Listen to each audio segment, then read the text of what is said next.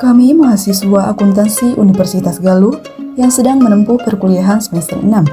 Tujuan video ini dibuat adalah untuk memenuhi salah satu tugas mata kuliah Sistem Informasi Akuntansi dengan dosen pengampu Ibu Endah Puspitasari, SEMM. Hai, perkenalkan saya Raisa Noviadani dengan NIM 34032200135. Saya Linatul Mutawadiyah dengan NIM 34032200127. Saya Dinari Hadatuwaisi dengan NIM 34032200112. Saya Ersa Aulia Mutmainah dengan NIM 34032200120. Kami dari kelompok 6 akan menyampaikan materi dengan judul Siklus Transaksi Akuntansi pada Siklus Penerimaan.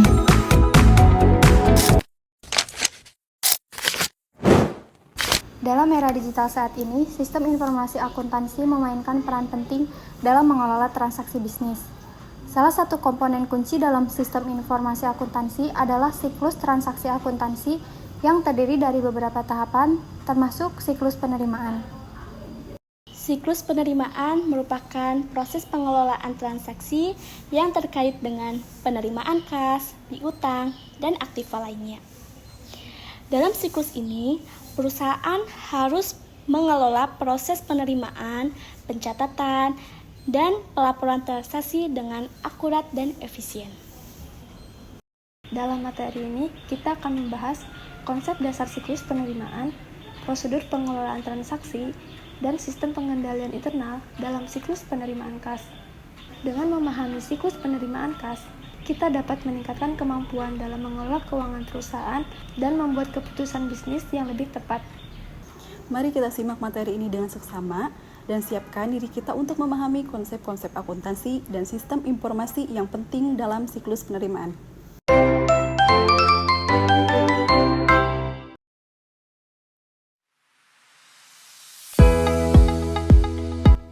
Pengertian sistem informasi akuntansi siklus penerimaan kas. Sistem informasi akuntansi merupakan suatu sistem yang mengumpulkan, mencatat, menyimpan, dan mengolah data untuk menghasilkan informasi bagi pengambil keputusan. Menurut Romney dan Steinberg, pada tahun 2015 terdapat 6 komponen dari sistem informasi akuntansi, yaitu 1. Orang yang menggunakan sistem, yang kedua, prosedur yang digunakan untuk mengumpulkan, memproses, dan menyimpan data. Yang ketiga, data yang mengenai organisasi dan aktivitas bisnisnya. Yang keempat, perangkat lunak yang digunakan untuk mengolah data. Yang kelima, infrastruktur teknologi informasi meliputi komputer, perangkat peripheral, dan jaringan komunikasi yang digunakan dalam sistem informasi akuntansi. Yang keenam, pengendalian internal dan pengukuran keamanan yang menyimpan data sistem informasi akuntansi.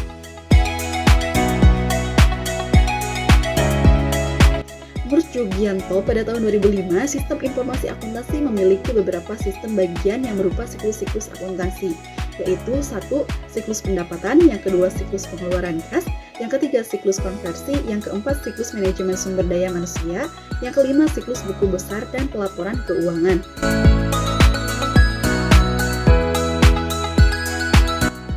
Siklus penerimaan kas merupakan aktivitas bisnis dan kegiatan pemrosesan informasi terkait penagihan kas sebagai pembayaran dari penjualan-penjualan barang atau jasa. Menurut Mulyadi, pada tahun 2004, penerimaan kas adalah kas yang diterima perusahaan baik berupa uang tunai maupun surat-surat berharga yang dapat digunakan yang berasal dari transaksi perusahaan. Transaksi dapat berupa penjualan tunai, pelunasan piutang, atau transaksi lainnya yang menambah kas perusahaan.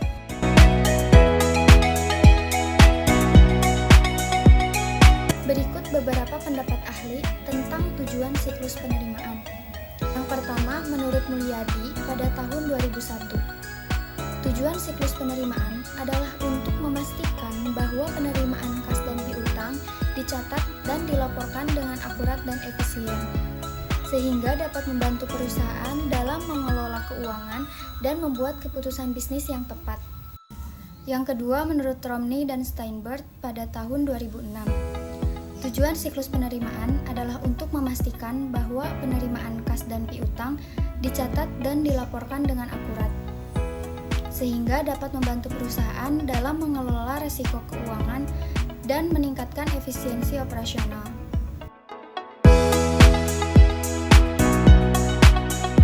Yang ketiga, menurut Wilkinson pada tahun 2013, tujuan siklus penerimaan adalah untuk memastikan bahwa penerimaan kas dan piutang dapat dicatat dan dilaporkan dengan akurat, sehingga dapat membantu perusahaan dalam meningkatkan pengendalian internal dan mengurangi risiko keuangan. Yang terakhir, menurut Aarons, Elder, dan Beasley pada tahun 2014, tujuan siklus penerimaan adalah untuk memastikan bahwa penerimaan kas dan piutang dicatat dan dilaporkan dengan akurat, sehingga dapat membantu perusahaan dalam mengelola keuangan dan membuat keputusan bisnis yang tepat, serta meningkatkan transparansi dan akuntabilitas.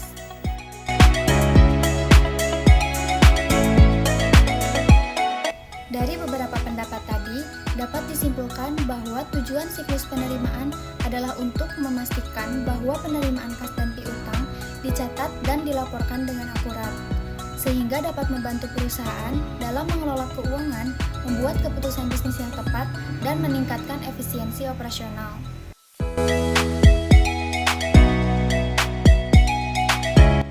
Selanjutnya, prosedur siklus penerimaan.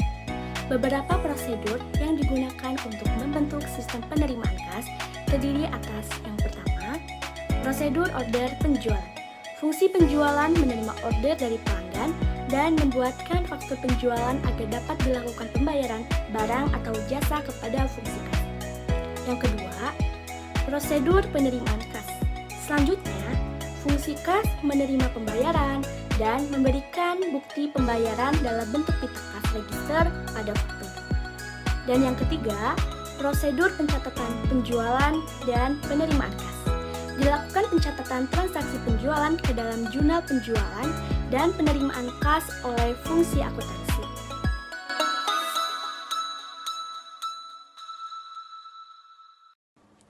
Dokumen yang digunakan dalam siklus penerimaan kas.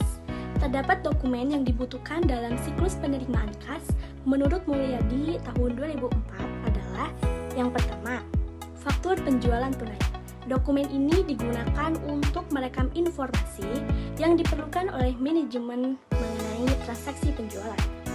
Faktur penjualan digunakan untuk merekam data pembeli, data transaksi, dan informasi jasa yang dibeli. Faktur penjualan diisi oleh fungsi penjualan yang berfungsi sebagai pengantar pembayaran oleh pembeli kepada fungsi kas. Yang kedua, pita register merupakan bukti penerimaan kas yang dikeluarkan oleh fungsi kas dan menjadi dokumen pendukung faktur penjualan tunai yang dicatat dalam jurnal penjualan. Dan yang ketiga, bukti setor bank. Dokumen ini dibuat oleh fungsi kas sebagai bukti penyetoran kas ke bank. Bukti setor bank diserahkan oleh fungsi kas kepada fungsi akuntansi dan dipakai sebagai sumber untuk pencatatan transaksi penerimaan kas ke dalam jurnal penerimaan kas.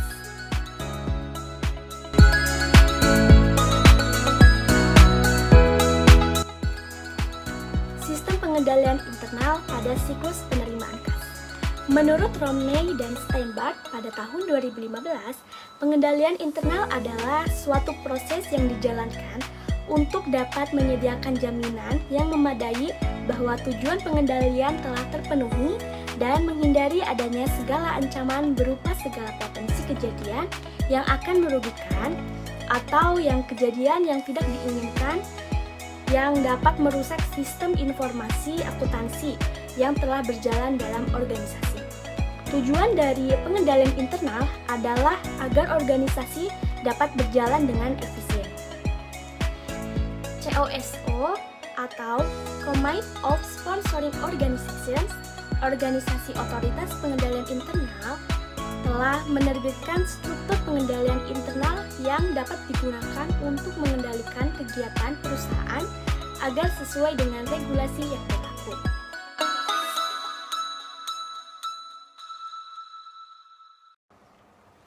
ada 5 komponen yang saling berhubungan, yaitu yang pertama, lingkungan pengendalian, merupakan budaya organisasi atau cara organisasi dalam menentukan strategi, tujuan bisnis, aktivitas, dan cara organisasi untuk mengidentifikasi, menilai, dan merespons risiko.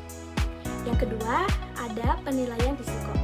Tindakan dari manajemen untuk mengidentifikasi dan menganalisis risiko untuk menentukan cara mengatasi dan mengurangi risiko, serta melihat perubahan yang akan terjadi akibat dari risiko tersebut. Yang ketiga, ada aktivitas pengendalian. Prosedur yang memberikan jaminan bahwa tujuan pengendalian dapat dicapai dan respons risiko telah ditemukan.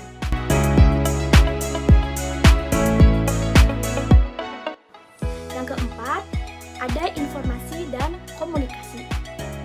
Dan yang kelima, ada pemantauan. Penilaian mutu pengendalian internal digunakan untuk memastikan pengendalian internal telah berjalan dengan baik dan disesuaikan dengan kondisi yang berlaku.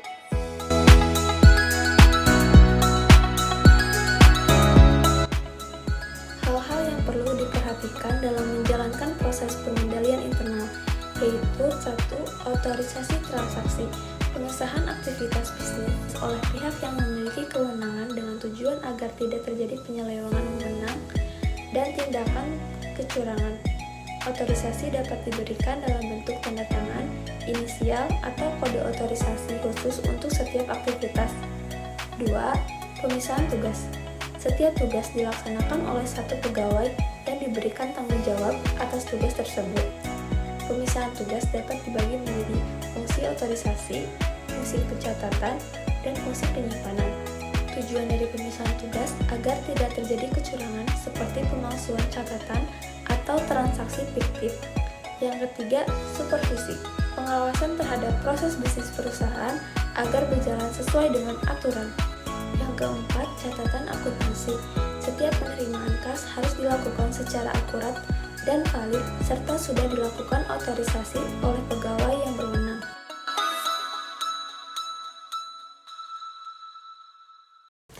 Yang kelima, pengendalian akses.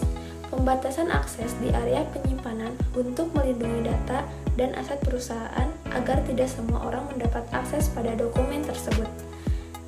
Kemudian yang terakhir, verifikasi independen. Verifikasi kinerja dapat dilakukan oleh pihak lain selain dalam fungsinya.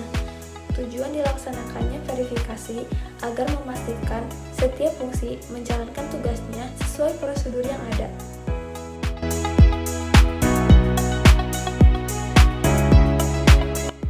Pengembangan sistem. Menurut Mulyadi, pada tahun 2004, pengembangan sistem adalah langkah-langkah yang digunakan oleh analis sistem dalam mengembangkan sistem informasi.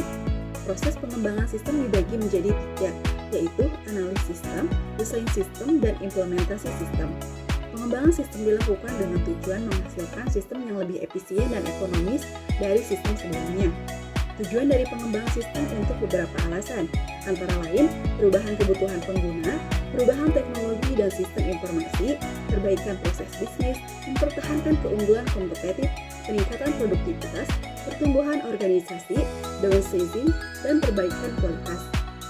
Menurut Ramida Steinberg pada tahun 2015, pengembangan sistem terdiri atas 5 langkah yang digunakan untuk mendesain dan mengimplementasikan sebuah sistem baru, meliputi analis sistem, desain konseptual, desain fisik, implementasi dan konversi, serta operasi dan pemeliharaan.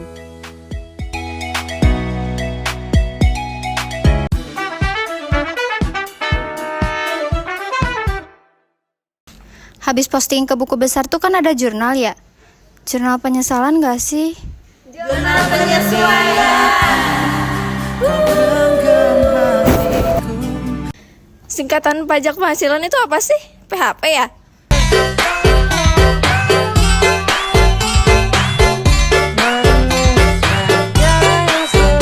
Catatan atas laporan keuangan itu disingkat apa sih? CLBK ya?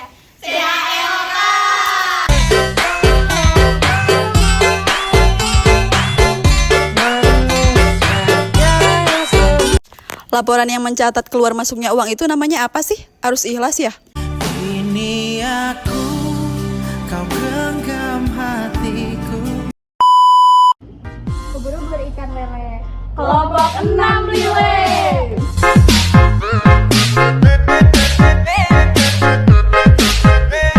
Dan terakhir, thank you for watching. See you in my next video. Bubble, bubble, bubble, bubble Echa.